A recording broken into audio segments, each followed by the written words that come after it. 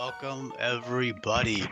I am going to be talking about Darkrai, but before I get into the buffs and changes here, I want to have a quick disclaimer to check out the description below if you have yet to do so. I'm sorry if you're a regular viewer in these intros, I know you, but I got to do what I got to do for those new viewers. I don't want to alienate those people, so definitely make sure you check that out. If you are new here, there's a link to a Google Sheet in the description below, excuse me, and you can check out all of the buffs and changes in the hack.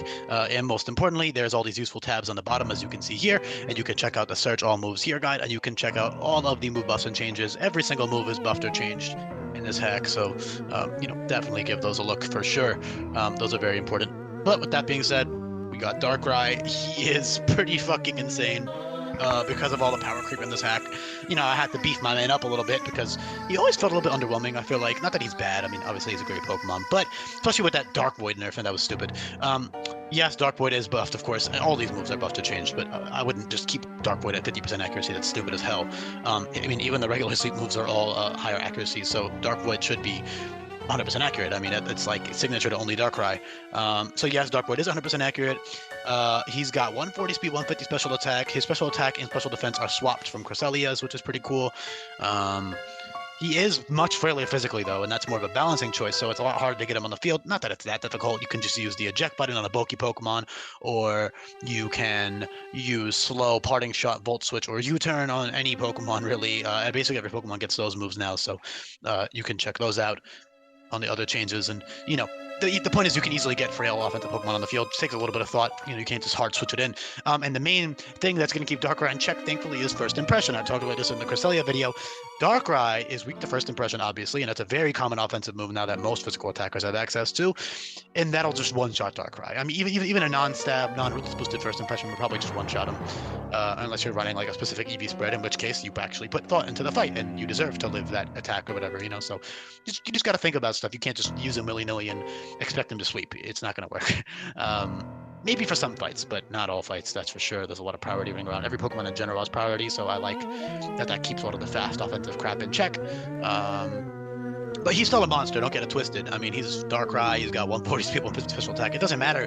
Nothing else even matters. The abilities don't even matter at that point with those stats. But of course, he does have an incredible move pool, as well as two really good abilities. Nothing too crazy, because again, the stats are really what does the work here. But Levitate is just a logic ability. I mean, he's floating. It's a great ability. Also because you get that free switch in. So not only are you immune to Psychic, you're also immune to Ground now. And then you have Bad Dreams. So Sleep in general is changed to always last for 2 turns. As a balancing thing, it's consistency. It makes Sleep less volatile. It makes it more strategic. So what that means for the player is once you say, you have 140 speed. So if you check out the speed tier guide, that's like in the top 10% of Pokemon in the hack. Keep in mind there is still priority and all this other stuff flying around. But in general, in terms of raw speed stats, he is in the top 10% right now, as you can see here. So my point is that lets him outspeed most things and get that 100% Dark Void off. And then Bad Dreams will give 12% HP per turn, and that's pretty cool. However, you only get 2 turns of sleep, so you can outspeed the opponent before they can manage to taunt you, probably, unless they're like a prankster taunt, but actually you're immune to prankster taunt, so never mind. Yeah, you just get free Dark Void off most of the time, put them to sleep, and then you get a free Nasty Plot off. It's pretty crazy, but again, that doesn't really matter when you still die to priority moves and first impression, so you got to be very mindful of that. You could run them under Psychic Terrain, but at that point you're you're really strategizing at that point. At that point you deserve to win. It's a legendary. If it's a little bit over the top, it's fine in my opinion. The other ones aren't, but I would say Crest and Darkrai might be a little bit. But honestly, there's a lot of crazy shit in this hack. It's all going to balance out in the end. Use your own judgment if you want to use it. If you get it in a Nuzlocke, it's up to you. I would probably use it. I think it's not that bad. Not that overpowered at all. But yeah, that Levitate gives it an easy switch in, and then Bad Dreams, you do have access to infinite usability capsules in this hack, so if you need that Bad Dreams, it's good. Bad Dreams is especially useful because it breaks focus sashes, so you can, for example, if there's a focus sash lead, you can put them to sleep, and then you get that chip damage to break their sash, you Nasty Plot off, and then you kill them before they wake up. Because sleep always lasts 2 turns, what that means is if you outspeed the opponent, that first turn counts as a turn of sleep.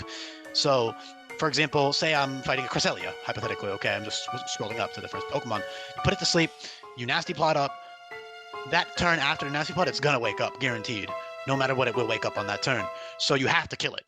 you know, and obviously you have coverage to kill it, but you understand my point. You can't get up another Nasty Plot. Even if you wanted to, you couldn't, because Nasty Plot only has 1 PP. However, Calm Mind is actually pretty damn solid on Darkrai because he has a good special defense stat now. So despite losing physical defense, he has a good special defense stat now. So he can actually take some special hits, especially with the Calm Mind up. And that has 3 PP, so you can actually get up 2 Calm Minds in the time you can get up 1 Nasty Plot before they wake up, and then they'll hit you, and then you can kill them. You also have incredibly powerful stab moves in the form of Twilight Cannon and later on Oblivion Beam. Oblivion Beam is very exclusive right now. I think only like maybe Glalie, and then there's like one more Pokemon with it, I think. Lunatone. Because Mega Lily's Dark type and Lunatone's Dark type. So the Pokemon has to fly for the animation to work, which is why I did it that way.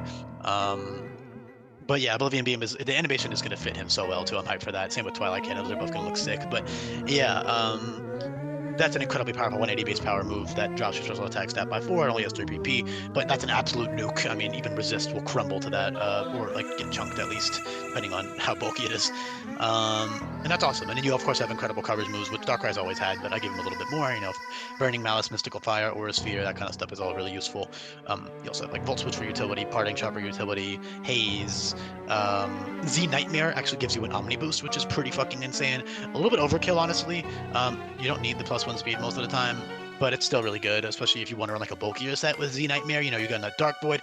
Say the lead on the opponent's team is base 110 speed. Okay, so you EV to outspeed that 110 speed Pokemon, and then you slap the rest of your EVs in special attack and HP, say for hypothetically. Because in this ROM hack, you do have access to infinite EV training as well as infinite ability capsules, so you can easily just tailor your EV spread for the specific fight. So you could speed creep, and then you could put them to sleep, and you know, go to town with that, and become super tanky with the +1 defense and SPDF, and you know, you can get out of control pretty quickly. That's really about it. It's just a very straightforward buff and change. He's just a lot stronger, a lot faster, a little bit frailer on the physical side, great abilities, Dark Void's reworked, and then he has powerful moves. It's really that simple. This is probably going to be a quick video, but I don't know what else to really say here.